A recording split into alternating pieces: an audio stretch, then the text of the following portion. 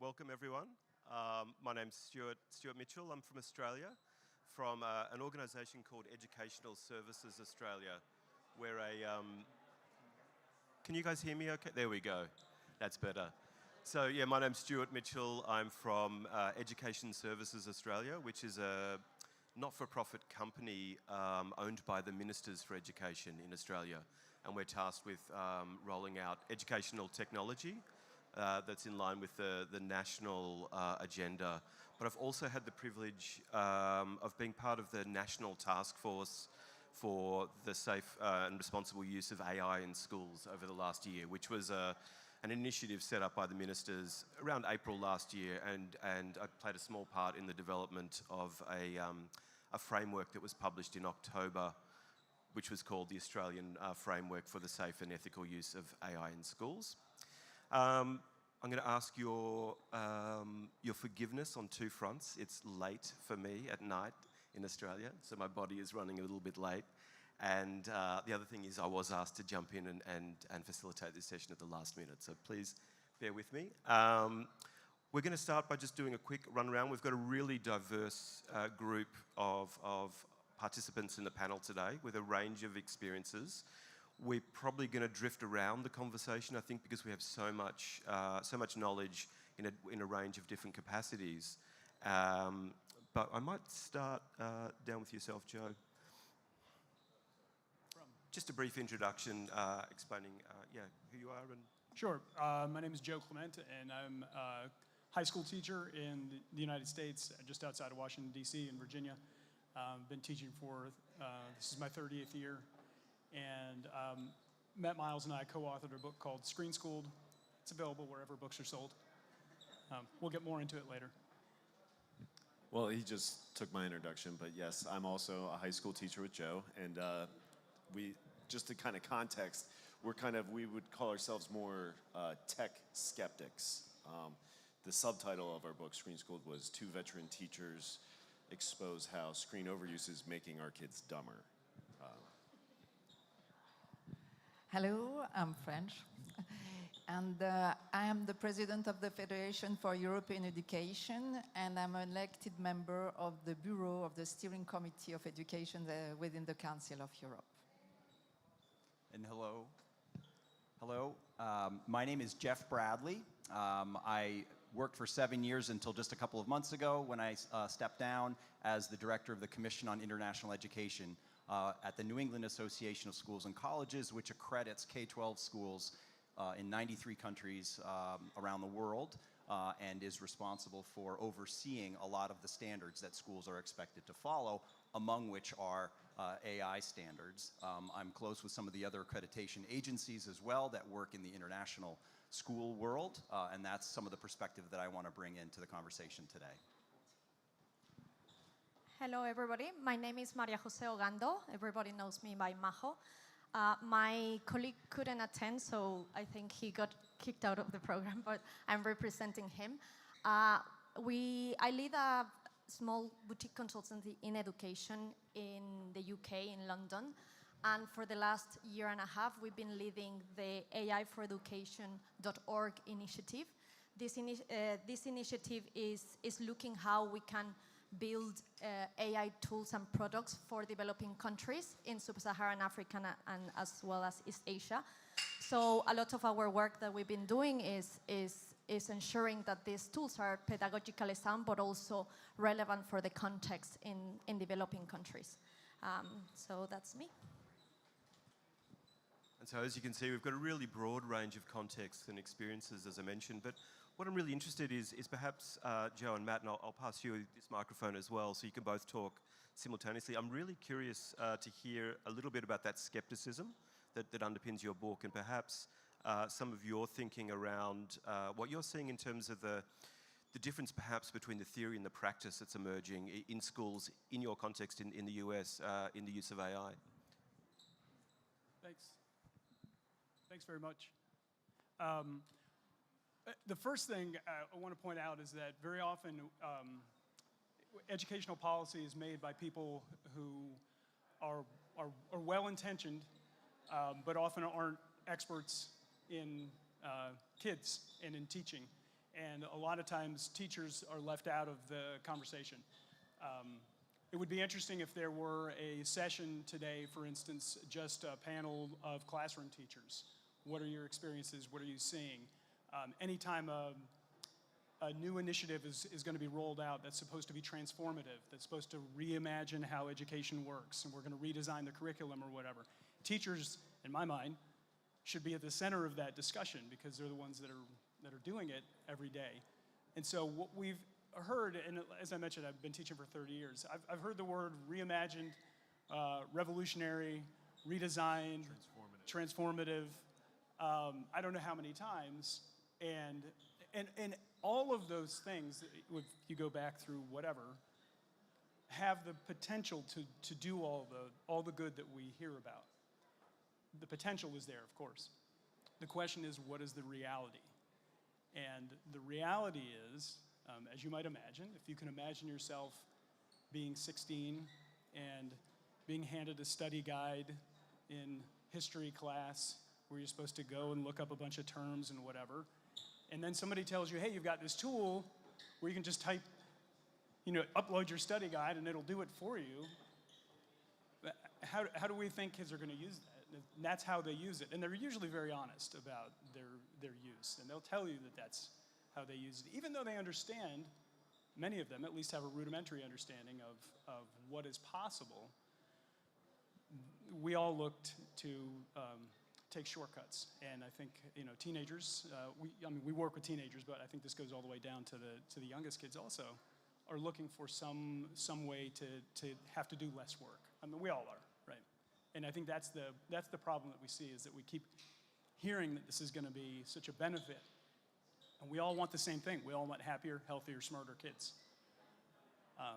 We just don't see that happening very often when it comes to these sorts of technologies. Yeah, in the last presentation, he kind of glossed over the quote, kids don't learn from AI, they rely on AI. And I came to learn about ChatGPT from the suspicion my kids suddenly started asking if I could load all the assignments digitally. I give them a paper copy and they want it digitally. So that's interesting. I've been doing this for 16 years, and why digitally? And what I learned is that way it was easier to copy and paste everything into ChatGPT, right? And that's how I learned about ChatGPT. It was too hard for them to actually type it, right? Now, to say that they could produce quality answers is one thing, but learning is very different than producing, right? We look at these technologies that are doing menial tasks well in the workforce and making production more efficient and lowering costs, and that's great. But what we're trying to do is teach, and that's by definition has to be a difficult process. For the brain to retain that knowledge and be able to use it, they have to struggle with it. It's not about just quickly producing an essay, or we don't have quotas of essays we have to grade, and they're helping us meet that quota, right?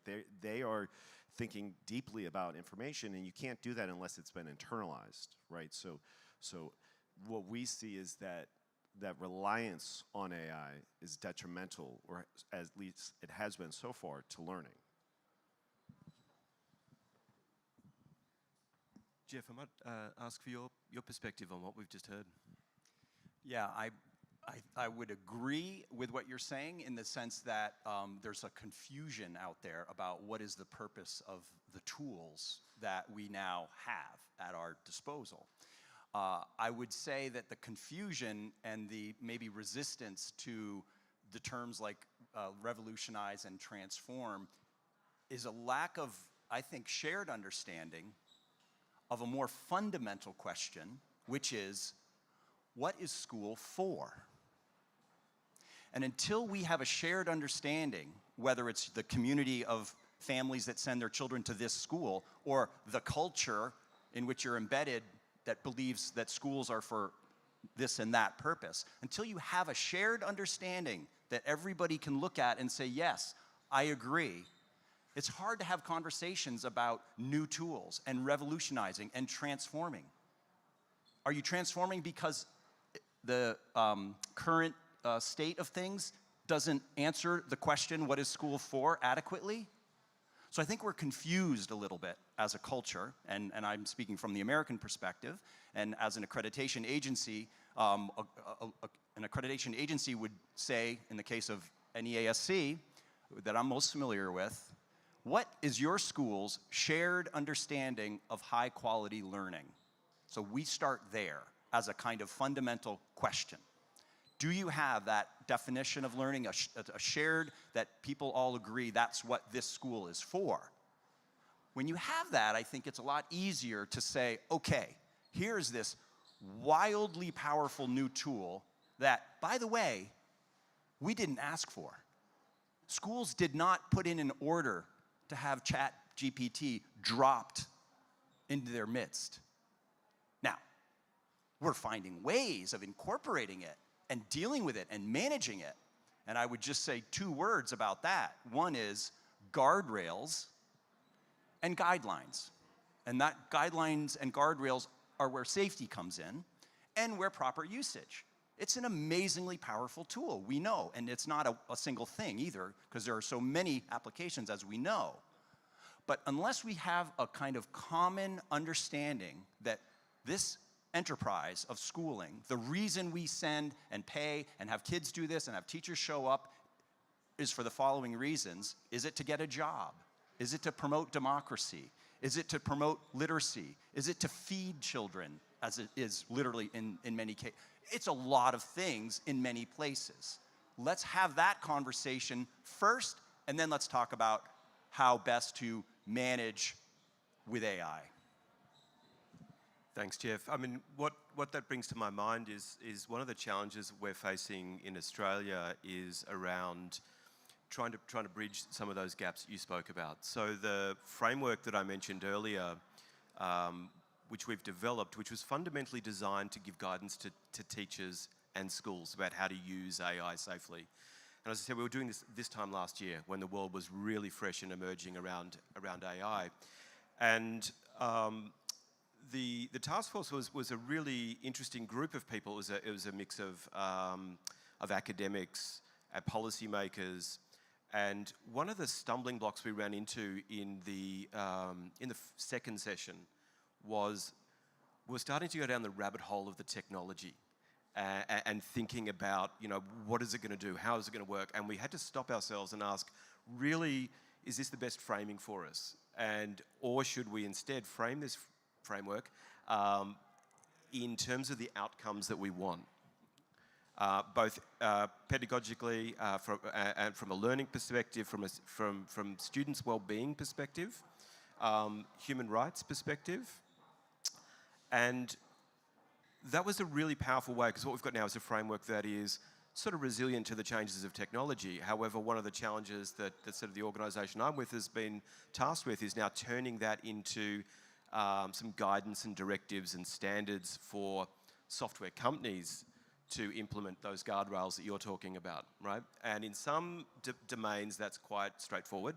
So security and privacy were quite relatively straightforward ones for us to tackle, and we weren't reinventing the wheel, we were learning from the rest of the world. But the area where we've really struggled has been how to, and I think this was picked up in one of the sessions this morning, how to assess whether an AI application is really been designed ethically, and how is it taking into consideration student well-being and their rights. And so things like transparency, explainability, these have been real challenges because there's this black box technology and we can't peer inside it, and it's also a technology that doesn't really have a concept of understanding meaning. It's as we've been hearing, it's a pattern-making machine.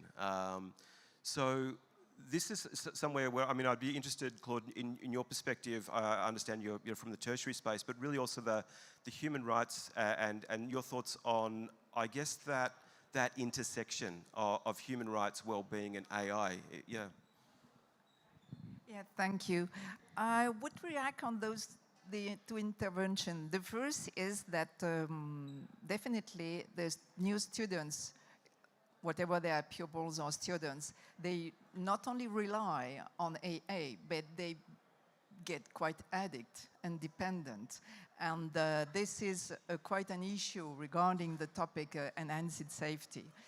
And regarding also the quality measures, we always, until now, put the student in the center of the net. But I think this is old-fashioned. We have to put the relationship between the teacher and the student in the center.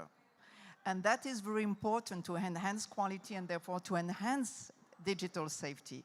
And for the European point of view, I would say that we usually, not in Europe, but in the world, we usually split the competencies into two competencies, hard skills and soft skills. And in Europe, we like to split it in three competencies, hard skills, soft skills, and citizenship skills. And those citizenship skills, they are focused on human rights, critical thinking, sustainability, and that's very important. And I will conclude my intervention on this. I think we have to focus now, as you said, on the teachers, because teachers, they were supposed, and I speak on the part, they were supposed to have the knowledge. But now, are they assisting AI? Is AI the supposed to be having the knowledge? And what is going to be the role of the teacher? And this is very important because we are partner in the social dialogue with the European Union, and you are concerned. We are speaking about the salaries of the teachers. It's not the same to pay a teacher who has the knowledge than a teacher who is just an assistant of the knowledge given by the machine. And giving a look to our nice interpreters, we are very lucky to have human beings till now. But regarding interpretation and translation, 10 years ago, when you had a text to translate, it costed around 14 cents up to 20 cents the word. Now, to be done by human. Now, to be done by human is 10 cents to 14 cents, because you can have a document translated for 6 cents. And now, when you want to have your document with the ISO norm standard, it's just only 14 cents. That is to say that for 14 cents, you have 2 translators. So this is very important to also speak about the salaries of people.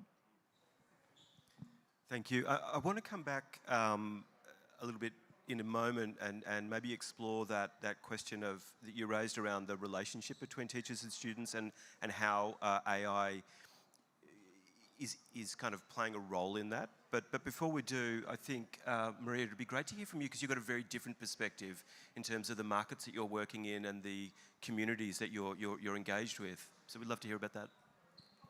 Yeah, thank you very much. Yeah, as everybody has said, like we are seeing that AI is being adopted faster than what we can imagine.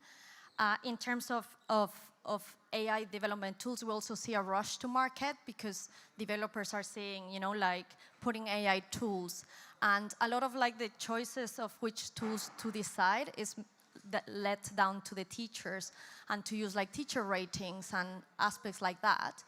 With AI technology changing so fast, like evidence decision-making on which tools are really good is difficult. So we've been working in our initiative. We started working and thinking of the evidence piece that is needed so that these AI tools are really fit for purpose. And a lot of I think there are 2 aspects of generative AI that has brought into the new is this generation of text and generation. And there's a lot of benchmarks, as we know, like all the foundational models, OpenAI, Gemini, compete each other based on whether they pass the MMLU benchmark. And all these benchmarks have defined, can it perform at a test level of high school or university in chemistry, in all the subjects you can imagine. We've seen a gap, and just echoing the idea or the focus on supporting the teachers, we've seen a gap that there's no benchmark that focuses on pedagogy. That's the first gap, is this content generated appropriate for my kids. So there's no benchmark. You say, like, I want to create content for my kids. They are age 8. Is this the appropriate content for the level, right? So what we're working in is trying to close that gap and develop a benchmark that looks at the pedagogy and looks at all the different tasks that a teacher does to see how we can create benchmarks. And obviously the task is very difficult, and at the moment we don't have the solution because it's not a single task. The teachers assess, they give feedback, they plan classes, and for each of these ones, there could be a different benchmark that could be created. So maybe it's a series of benchmarks that are needed, but also you want benchmarks that can evaluate if the content that is being produced is appropriate for grade level 2 kids. So I agree, like, our perspective as well, and we have had actually 2 weeks ago with an international community supporting educators, a convening to discuss the benchmarking, and we all agree that the focus should be at the moment on the teacher and on guiding that. And I think, yeah, that's part of the benchmarking and the evidence piece. The other thing I think is worth mentioning is when we think about EdTech, and this is also something that I've been saying, is like EdTech has this connotation that EdTech is for learning and teaching, and that's all. But AI has expanded the capabilities of EdTech. So if a tool can automate grading, for example, like, and can free up time, like, the tool should be evaluated because it automates grading. Does it save time? It's not, we shouldn't impose, like, does it improve learning outcomes when a tool is just designed to save the time of the teacher, right? So there's a lot of, like, automation and processes improvements that, that have expanded the use cases in education. That is just worth considering that EdTech is no longer just about learning, it's also about processes around the education system, processes for head teachers, processes, like performance review at school level, and streamline, like administrative tasks that are time consuming. So that's some thoughts. Yeah, and that's a really, really interesting point. I mean, a significant problem in Australia, and from what I'm hearing around the world, is the time that teachers have available for teaching and the amount of time that is consumed by other non-teaching tasks. And I think that's an area that's possibly not being looked at as much in terms of the hype that's around AI in education. Yeah. John, Matt, really interested in your thoughts. Again, thinking about the role of EdTech in general historically as it's been delivering a lot of promises in the classroom, and in some ways I think has put screens between students and teachers in some contexts, particularly going back to when I started back in the very early 2000s with the emergence of sort of VLEs and LMSs, and this idea that every student's going to be sitting in class with a screen between them and the teacher was a little bit baffling to me, and I had a degree of cynicism. I'm wondering what you're seeing in terms of coming back to Claude's point around the relationship between students and teachers. What's the roles that you can see for AI there, both in a positive but also in a challenging sense? To me, maybe the scariest thing about AI is not, like, I don't really worry about AI taking my job or whatever. It's that you hear that about personalized learning and about how every kid is going to be, if you have, you need a tutor, you have an AI assistant, or whatever. There is no kid that gets super excited about the confetti congratulations, that you got the question right, whatever that your AI tutor would generate for you. And what we know particularly about kids who are struggling is that the thing that matters more than anything else, and this is in educational research that goes back generations, it's the relationship between the teacher and student that matters most of all. So when I say scary, it's there's an equity piece that I think is at this point unaddressed, because what you hear is AI is going to go into some schools and work with some populations that where they're cash strapped, they don't have the resources, So AI can take the role of an individual tutor for every single kid. And very often, those are the kids who most desperately need the connection with a human being. In fact, we've seen when there were schools in Brooklyn, there are these automated learning systems that have been chunked out in the U.S. and probably around the world to schools, wholesale to schools where kids are essentially warehoused in a gymnasium and they're in a cube and they're supposed to go through their lessons all day long, whatever. And there was an example in Brooklyn where the students just walked out. We're not doing this anymore. And you hear these rebellion stories all over the place. And so I think we get seduced by the word personalized and the phrase personalized learning, individualized instruction. I haven't, it doesn't mean I guess it can't work. I haven't seen it work, but what I know for a fact is that students need the connection with the teacher maybe more than anything else. Yeah, and we get back to the idea, we wrote the book primarily in response to that movement you were talking about.